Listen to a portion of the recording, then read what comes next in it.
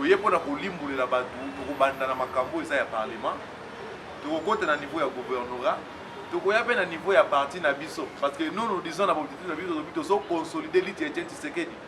tozotala volet ya parti axe wana tokotika yango te.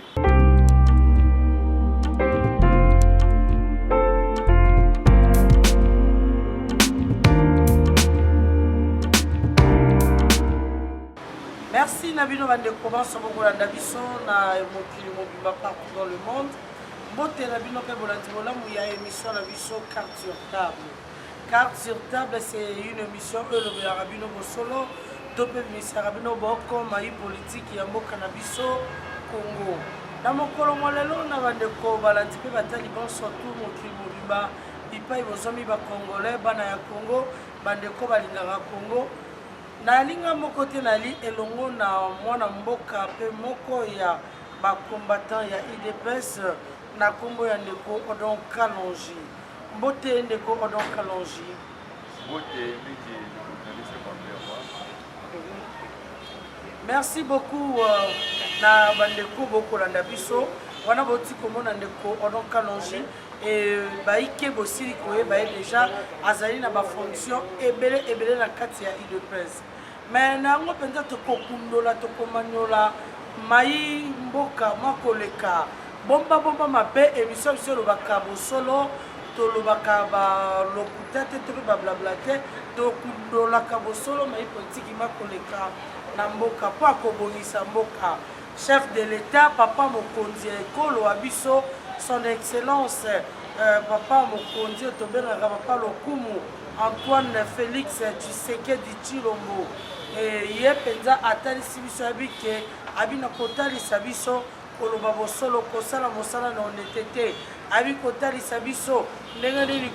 koluka ndenge nini donc makambo ezali ya kitoko mpona kochanger obongolisa ya makanisi to mpe na lokoto tobengaka mentalité ya peuple congolais na yango mpenza tokobunda na kati ya programme ya mokonzi ya mboka mpo akolongola bantu valeur toza mpenza na kati ya programme ya mokonzi ya mboka mpo akotombola mboka na biso Congo elongo na ye mpona kopesa ye un plus kopesa liboko kolongola matiti bobe esika matiti bolamu eyali na yango mpenza bandeko bokolandanga émission lelo ekosepelisa bino bokolanda biso partout dans le monde lokola sponsor officiel Marie-Claire Chango Diamarose, la maman de Sephora, na France, Marie-Claire Chango Diamarose, pourquoi pas Balobi, la patronat, hein, Madongo, la patronat, Motema ya papa Fiotingo, na Suède. Merci à vous, le Sousouna Mbandeko, Kolananga, Lokola, Maman Odette Moulay Tchala, la solution, Motema ya papa Jeanne Lipemba, na Allemagne, Pambote Ebele, na les grands Tshisekedistes, André Moutebasenga. Merci à vous, mon vieux. Mbote Nayo, pourquoi pas Mbote Belena, mon vieux, le grand Koundepin, mon vieux Varzino. Varzino Mouteba, et si Kazali Motema et maman Marie, Yongo Cécile, et si Kazali, mon papa André, na maman Rita, Mbote Nabino, pourquoi pas qu'on a eu Kobo Sanate, mon vieux Chikito Mouchachino. Et na detendenga boss. Merci de beaucoup continuer pour soutenir mon sang Labino pour qu'il liboso. En tout cas, beaucoup de chapeau docteur Prosper en Suisse, Prosper Kazadi en Suisse, en tant que docteur en informatique. Merci de soutien Labino pour papa JC Kaboué, JC Kaboué et Jean-Claude papa Jean-Claude Mboulou na Londres, Jean-Claude Mboulou na Londres. Merci à vous. Toko ba na maso na biso nde na yebisaki bino ki wana bandeko basoutenaka penza Panther Info TV bobenga bo s'abonner massivement et puis commenter partager émission oyo ceux qui olingara Congo ceux qui réellement olingara Congo s'abonner na Panther Info TV partager pe aimer commenter émission oyo. Merci na bandeko bokolanda biso na zongeri mona mboka Odombo oyo azali moko ya président azali président ya cercle de réflexion ya ba parlementaire debout bango bazali na kati ya lutte contre la corruption na kati ya programme ya chef de l'état bato bakobundela banti valeur oyo balingi te esila na mboka na biso mboka etombwama changement de mentalité moyibi nyonso tuwa mabe ekweya bato bapesi mpe chef de l'état loboko. Merci na ndeko Odon Kalonji na mosabo kosa. Merci ozonga mingi pa na yo ndeko journaliste ya bibiso lelo. Je crois pona lelo tokoyebisa na balandi na biso nyonso ke cercle de réflexion des parlementaires debout et mi pesa musala ya consolider l'ité Tshisekedi. Bitumbo était Tshisekedi azalaki nango lit na ye yango nde Félix Antoine Tshisekedi a incarné yango. Si vous voyez même les programmes il y a fait Tshisekedi où il a dit vaincre la pauvreté na 20 piliers nango au moment les ali partagé na 4 axes. Ezo bandela mingi mingi bitumbo ezalaki lit était Tshisekedi soko tali article 10 ya statut na biso ezali na objectif ya IDPS yango nde ezalaki bosolo idéologie à partir na biso yango wana pe excellence Antoine Tshisekedi Tshilombo abandeli nango, c'est-à-dire aza toujours incarné ou incarné bitumbo ezalaki ya fait Tshisekedi oyo akotisa biso na molimo ya kobundisa biloko ezali kwa banti valeur yango biso na kati ya cercle de réflexion toyokaka mawa te mpona kodénoncer, toyokaka mawa te mpona koloba bosolo. Tomoni ete bandeko na biso bazosouffrir mingi mpona bainformation ezali exact. Toye mpona kolimbolela bato tokobanda na makambo eza ya parlement, tokokota na niveau ya gouvernorat, tokoya mpe na niveau ya parti na biso, parce que nous disons na baobjectif na biso tozo consolider l'ité Tshisekedi. Tokotala volet ya parti axe wana tokotika yango te, soki tokotala mingi totouche bainstitution bongo IDPS tokolungu wana mpe tokobeta lisolo ezonyokola bato ebele. Biso zali cercle de réflexion lisolo ya bandeko na biso bazali barwandais banyamulengi bato ebele bazomi koloba ngo toyebiki bazokoma toujours te yango biso moko lelo tokiti na terrain toyebi tokosala effort totalisa bato parlement nini yango réellement tosalema kuna na gouvernorat ville province ya Kinshasa naoki bato bazobenge ngobila nono azalaka ngobila te azali kimbuta de soki bokebi te bokozwa mpe kimbuta 3 parce que tala komona ngobila soko kei na bitu ngobila tele lobo na libanda neta bosoto na kati na bongo na biki malobeza et pas nos journalistes biyano ye pana biso.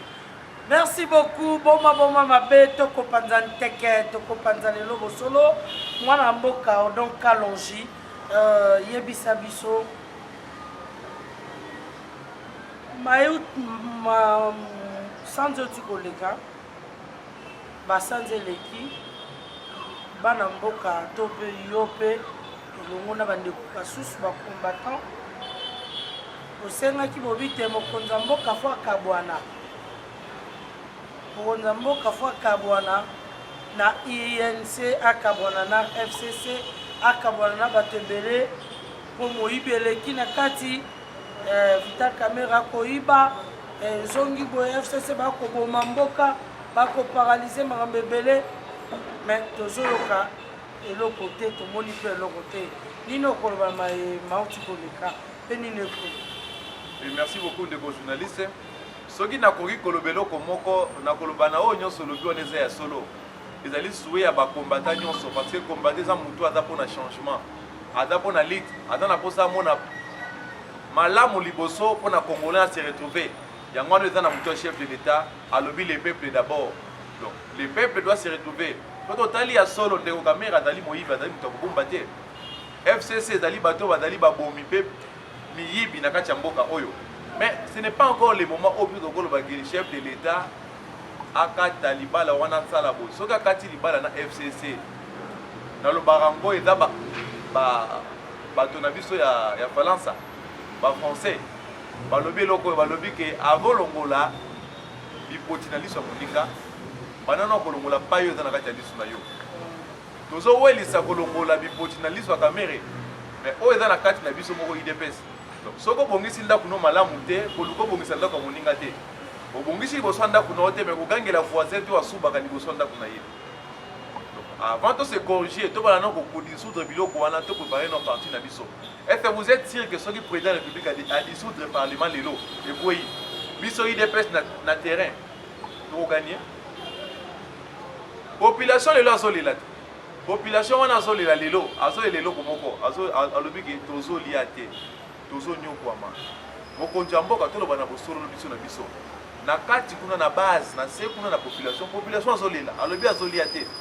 biso soki idp tokopousser chef de l'état à dissoudre l'Assemblée nationale lelo tozongi dans 60 jours tosala baélection président Félix azali oyo biso tokofélicité azosala politique différent na bamisusu azali honnête na honnêteté na ye tomikosa te ke non akokotisa politique akotia motu moko wana mpo akosela biso idp tokóma na majorité fondé jamais akotika baélection ekende bongo totala nani yango asali nini agagné transparent élection ntango ekosalema non c'est pas préparé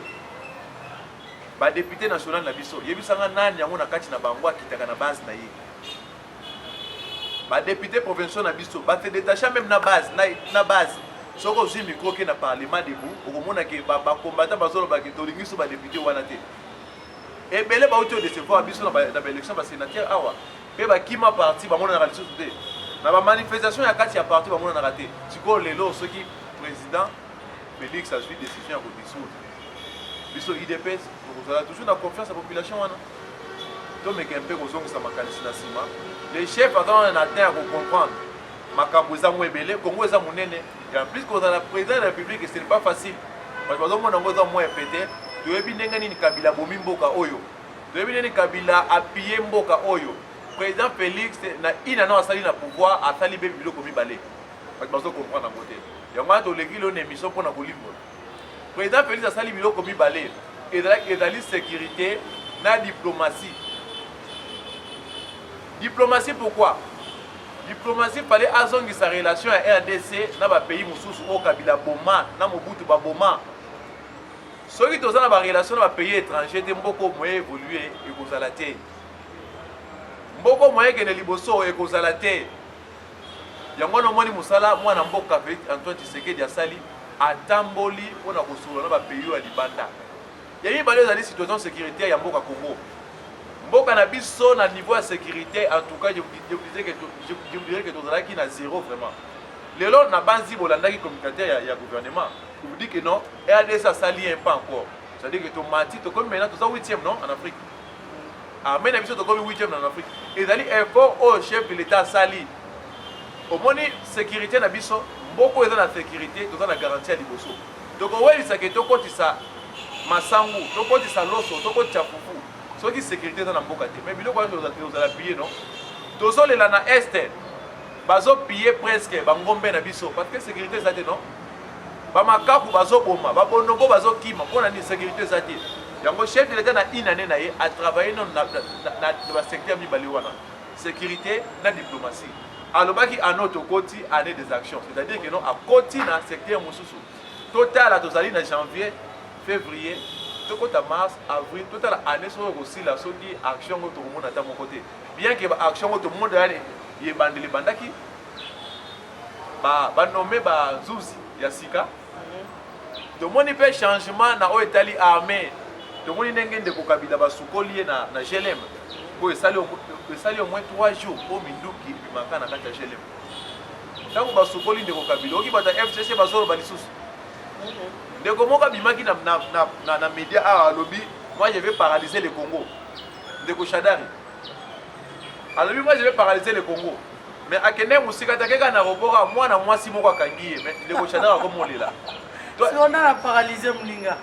mais ya lobi ko paralyser Congo ya paralyser Congo mais moi on va paralyser mwana mwasi a paralysé na robor ya njili ozomona ke différence c'est ça quand même tozoyebisa bandeko bataka na kati ya beki bazolota ko balbaka oyeki sekele za bokonja mboka te batu na Jeannette Kabila na oncle ya Kabila bakene na aéroport ya njili bien que bazokotisa François Beya kuno François Beya kene ko intervenir za lokuta ndeko Jeannette Kabila na oncle ya Kabila bakendaka na aéroport ya njili basalaka ba formalité te bango bakenda lokola bakonja koti kuna bosalela ye tout ça non accueilli cette fois-ci dans le port Anjili babengi et pas bandeko ya RVA na pesi bango vraiment mbote na CPI bolakisi oza ba combattant pe ba congolais ya solo ba ebisi honorable Jeannette okoki kozonga o présenter ba document non ça ba formalité abude bango amizongisi na kicha fandi amati ba kitisi deuxième fois ba ebisi okokota te alinga boya okena tie mapeka DG baisi bango soit bobimi soit bo sali formalité ay kotosa amekitisi na malembe Janet asali ba formalité abengi ndeko na ye ipasa na ye Kabila ayebisi ye en tout cas bato bakomi kohumilie biso nde omonaki réunion kingakati bato bakomi kohumilie biso après Shadari maintenant c'est mon tour Francine Muyuma yebe musu azalaki humilie na njili azalaki humilie pourquoi ake na loyenge ndenge bamesana na régime ya Kabila bakei mbangu na rapport à njili basani balekise directement même si ozali na mission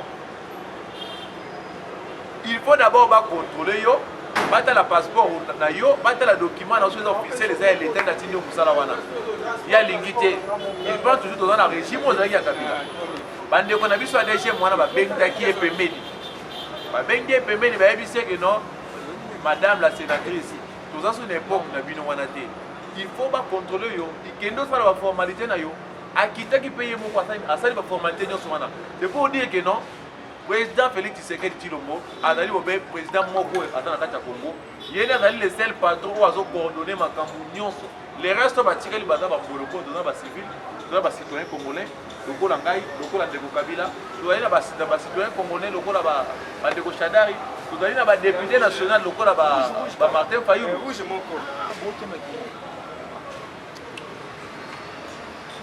tozali na ndeko Fayulu azali député national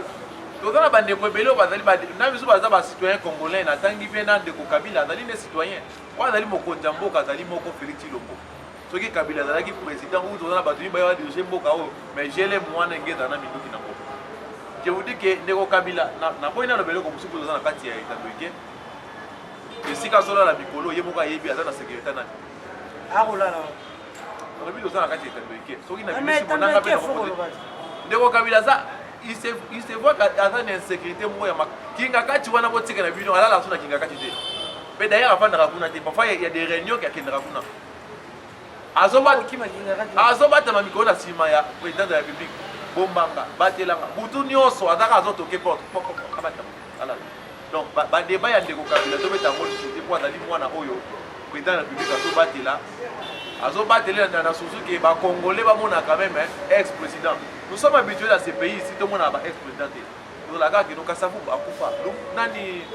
Mobutu a Koufa, Laurent Désiré Kabila a Koufa. Autant Tikali n'a marqué Kazamabe, nous avons posé qui va congolais. 3 ans après, Batala quand même que notre ex-président. Donc comment le quoi va beaucoup comme ça? Le président ça va être la vie à la population. Et pas pour Kazala. Ah, les équipes vont lancer quand réponse déjà Yebi, Nala Yebi de Landanga. Réponse sur ma congolais. Merci beaucoup Ndeko Odonka Longi Toko Koba Nama Solo Nabiso ya Kitoko.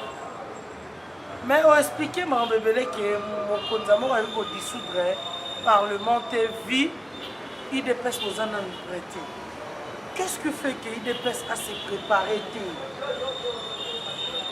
ni les osalake et handicapé IDPS pour avancer parce que lorsqu'on demande une chose l'IDPS, moi j'ai toujours dit, ils sont congolais. Donc l'IDPS, ce sont le peuple congolais, Oyoba Sangani, Babundaka, contre Eloko Yanabe. Dengue Basangana, les 13 parlementaires, Basangana, population, contre le régime Mobutu, Kobundisa, Paramote, Zalaki, Mobutu, Yamabe, Zaki. Voilà ta cravate, zite bo sala voter, bango basangana. Et que pour sangana lisusu lelo boye ben pour kobundisa Kanambe Kabila oyo anyokoli so pendant 18 ans. Te ko sangana lisusu makambo eza ebele. C'est ça l'UDPS. Donc parti ya peuple congolais. Et pas n'importe quel peuple patriote. Pas un esprit patriotisme. Pas l'imbo kane ekende liboso. Alors mais dès que il est comme ça, IDPS c'est ça qui est prêt. Il est comme ça que IDPS est avancé. Le cordon aux la fonction de la carte IDPS, mais quand on lit la biso, on a oui, IDPS jusque là, c'est le seul parti politique Oyo qui peut changer via les Congolais. À part IDPS, nous avons parti mon côté où il y a eu pouvoir pour changer via les Congolais. alors bango chaque jour ceux qui Félix Tshisekedi lelo aza te ndamba si bomoi na ye tolela na biso déjà tolela c'est-à-dire que non Congo eza nango na kati ya malédiction telle personne akochanger Congo na minute oza Félix Tshisekedi lo parce que azali moto nzambe aponi patindi mpo na Congo. Vous savez pourquoi je vous dis ça?